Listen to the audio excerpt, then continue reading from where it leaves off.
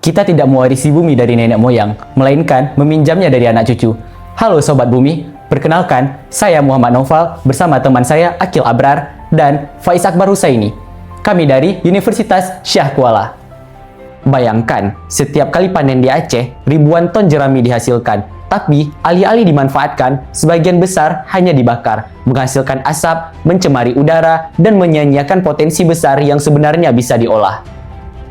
Data BPS tahun 2023 mencatat luas panen padi di Aceh mencapai 254.000 hektar. Itu artinya potensi jerami yang dihasilkan bisa mencapai lebih dari 3.800 ton per tahun. Dan semua itu seringkali hanya menjadi limbah.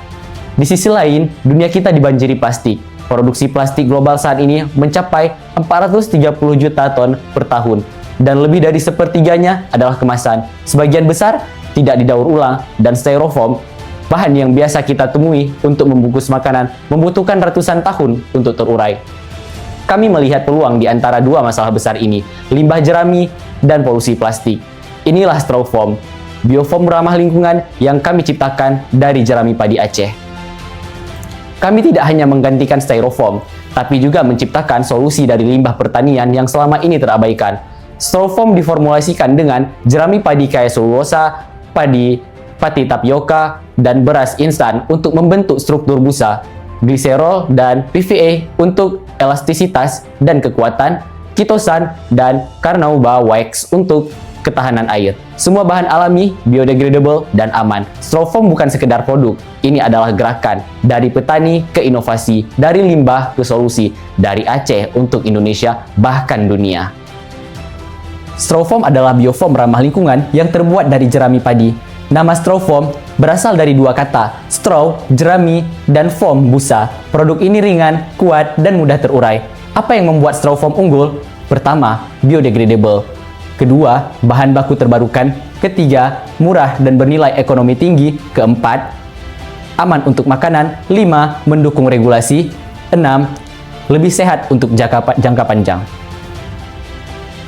Produk kami berbentuk wadah berukuran 18,5 x 12,5 x 7,5 cm, berat 30 gram, kapasitas 1.700 ml. Ideal untuk kemasan makanan ringan namun kokoh. Dengan keunggulan produk, potensi pasar yang besar, dan dukungan tren berkelanjutan, Strawfoam bukan hanya alternatif, ini adalah masa depan kemasan ramah lingkungan. Menurut Asosiasi Industri Olefin Aromatik dan Plastik Indonesia atau INAPLAS, pada tahun 2023, konsumsi plastik domestik mencapai lebih dari 6,2 juta ton per tahun, di mana sekitar 65% atau 4.030.000 ton konsumsi plastik digunakan untuk kemasan makanan dan minuman, dengan asumsi setengahnya khusus untuk kemasan makanan. Dengan menggunakan data ini, kami melakukan pendekatan bahawa pada 5 tahun pertama, akan ada 1% dari konsumsi plastik kemasan makanan ini beralih ke produk kemasan makanan ramah lingkungan, yaitu pada angka 20.150 ton secara nasional. Dengan produksi Strawfoam pada tahun pertama sebanyak 2,62 ton, maka market share yang kami dapatkan adalah sejumlah 0,013%. Angka ini akan terus meningkat seiring bertambahnya jumlah penduduk, meningkatnya kesadaran konsumen akan isu lingkungan, dan kebijakan pemerintah yang tegas membatasi plastik sekali pakai.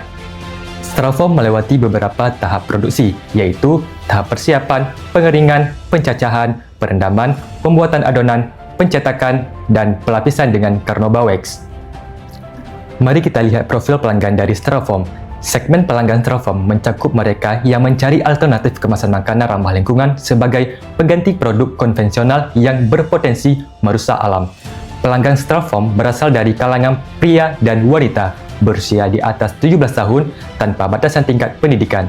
Secara geografis, mereka tersebar di seluruh wilayah Indonesia, khususnya di Aceh dan Pulau Sumatera, dengan akses utama melalui platform penjualan online. Untuk memperlihatkan bagaimana Strawfoam menjawab tuntutan pelanggan, kami menggunakan Value Proposition Canvas. Di sini, kami melihat penderitaan dari dua sisi, yaitu dari sisi petani padi sebagai produsen yang kurang diserap oleh masyarakat, serta generasi muda yang gelisah menyaksikan menumpuknya sampah plastik, terutama Strawfoam, yang menodai bumi dan merusak ekosistem. Strawfoam hadir sebagai jawaban cerdas yang memanfaatkan kandungan serat jerami padi, yaitu selulosa yang memberikan kekokohan sekaligus mudah didegradasi oleh mikroba tanah. Hemiselulosa mempercepat proses peluruhan, berkat struktur porosnya, dan lignin menjaga bentuk serta kekakuan selama penggunaan yang kemudian perlahan diurai oleh jamur.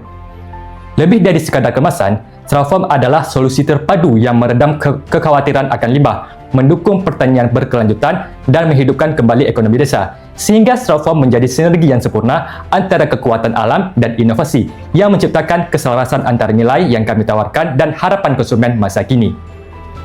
Di sini, kami juga menggunakan bisnis modal kanvas sebagai alat untuk melihat berbagai aspek di lapisan ekonomi di bisnis ini.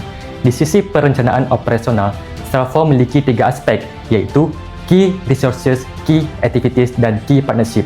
Key Resources Styrofoam terdiri dari jerami padi sebagai bahan baku, manusia sebagai tenaga kerja, mesin produksi, dan alat digital sebagai teknologi dalam mendukung produksi Styrofoam. Dari sisi Key Activities, Styrofoam memiliki kegiatan kunci, yaitu penelitian dan pengembangan bahan baku, pemasaran produk, logistik dan distribusi kepada pelanggan, serta kampanye kesadaran masyarakat melalui media sosial. Styrofoam juga memiliki beberapa partner penting untuk keberlangsungan bisnisnya, yaitu pemasok jerami, agen distributor barang, dan serta beberapa saluran pemasaran seperti tempat wisata, resellers, dan juga public figure. Lalu, bagaimana situasi industri ini? Di sini, kami menggunakan analisis Pestel yang menganalisis aspek politik, ekonomi, sosial, law atau hukum, dan environment atau lingkungan. Hasil analisis Pestel menunjukkan bahwa Styrofoam sejalan dengan tujuan SDGs, khususnya SDG 9, SDG 12, SDG 13, dan SDG 14. Dengan pendekatan ini, Styrofoam berkontribusi nyata bagi masa depan yang lebih hijau dan berkelanjutan. Styrofoam juga selaras dengan salah satu prioritas utama agenda Presidensi G20 Indonesia tentang arsitektur kesehatan global. Selain itu, Styrofoam didukung dengan adanya Undang-Undang Nomor 19 Tahun 2013 tentang Pelindungan dan Pemberdayaan Petani. Modal yang dibutuhkan untuk memulai bisnis Styrofoam adalah Rp214.497.000. Modal ini terdiri dari 2 komponen, capital expenditure dan operational expenditure. Di tahun pertama, Styrofoam ditargetkan meraih penjualan sebesar Rp230.550.000 dengan laba bersih setelah pajak mencapai Rp26.828.295. Kami juga memproyeksikan pendapatan akan terus meningkat setiap tahunnya. Arus kas Styrofoam juga menunjukkan posisi yang sehat. Di akhir tahun pertama, kas tersisa sebesar Rp132.614.520 dan akan terus meningkat setiap tahunnya. Kami juga melakukan analisis investasi menggunakan beberapa indikator kelayakan finansial, seperti NPV, yaitu Net Present Value, yang digunakan sebagai salah satu acuan oleh investor untuk melakukan investasi. NPV Styrofoam sendiri sebesar Rp102.765.105 selama 5 tahun, dengan tingkat diskonto sebesar 14%, sehingga bisnis sangat layak untuk diinvestasikan. Selain itu ada IRR atau Internal Rate of Return yang digunakan untuk mengetahui tingkat keuntungan yang dihasilkan dari suatu bisnis. IRR Styrofoam sendiri sebesar 28,5%, jauh di atas tingkat diskonto 14%. Selain itu ada Payback Period yang digunakan untuk menentukan berapa lama waktu yang dibutuhkan untuk suatu investasi untuk menghasilkan pendapatan yang cukup untuk mengembalikan modal awal yang telah diinvestasikan. Payback Period Styrofoam selama 3 tahun 4 bulan, dan ini masih efisien untuk skala UMKM. Selain itu ada ROI atau Return of Investment yang digunakan untuk menilai efisiensi dan profitabilitas investasi.